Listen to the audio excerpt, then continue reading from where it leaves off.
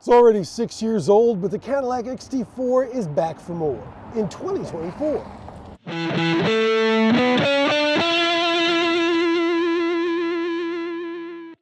The XT4 is Cadillac's smallest SUV, and it's received a few minor updates this year. Outside, there's a new grille and headlights, while inside it gets a version of the curved OLED display that's been showing up in Cadillac's latest models. This one measuring 33 inches wide. Cadillac calls this a subcompact SUV, but it's actually pretty big for one of those, and closer in size to the compact Lincoln Corsair and Lexus NX that I think are its closest competitors.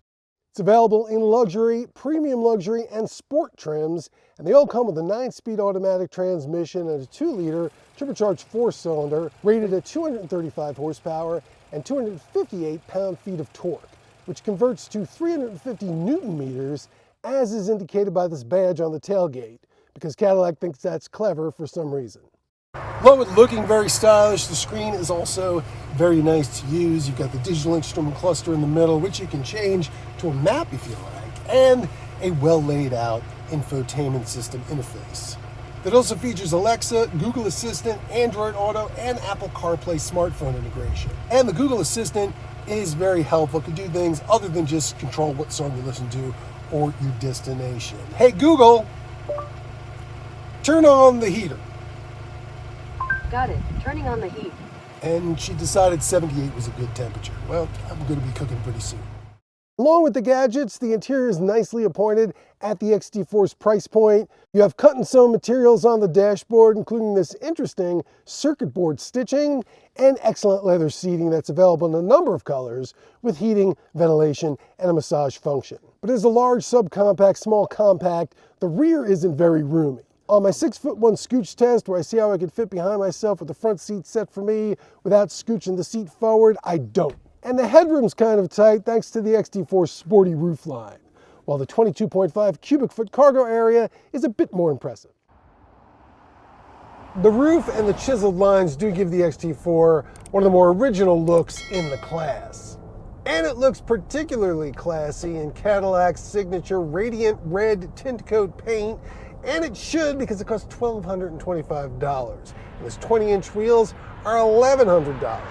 Like any good luxury car, this has plenty of options to pump up the price. And this one I'm driving right now checks in at nearly 58 grand. Included in that is a full array of electronic driver aids. You get automatic emergency brakes, blind spot monitoring, lane departure prevention standard, but this one adds adaptive cruise control and 360 degrees of security that keeps an eye out for pedestrians, bicyclists. However, the XT4 does come standard with one of my favorite General Motors features, the safety alert seat, which uses haptic technology to give you a little pat on either butt cheek, or sometimes both of them, to let you know if there's any obstacles to the sides or in front or behind the car. You do need to be comfortable with a certain level of man-machine intimacy to really appreciate it. But I tell you, when I'm cruising on a rainy, dark city street, it does a good job of telling me where the action is. Come to think of it, that sounds kind of shady. The XT4 has 3 drive modes. There's Tour, which defaults to 2-wheel drive for fuel efficiency, Off-road, which seems pretty ambitious, and Sport, which actually does kick things up a nice notch. This particular XT4 is also equipped with computer-controlled dampers, which do a fantastic job blending comfort and handling, especially when it's in sport mode. It's only a $700 option, which seems entirely worth it. This even takes curves nicely, and when you're driving around town, you don't really get the sense that it's sporty at all, but when you push it to a certain limit, it kind of becomes a different vehicle. This is the first XT4 I've been in since it originally came out for the 2019 model year, and I gotta admit, I didn't remember liking it as much as I like this. Aside from the rear legroom, its main shortcoming is fuel economy, since there's no hybrid or any other engine option. It only gets 25 miles per gallon combined, 28 on the highway with all-wheel drive.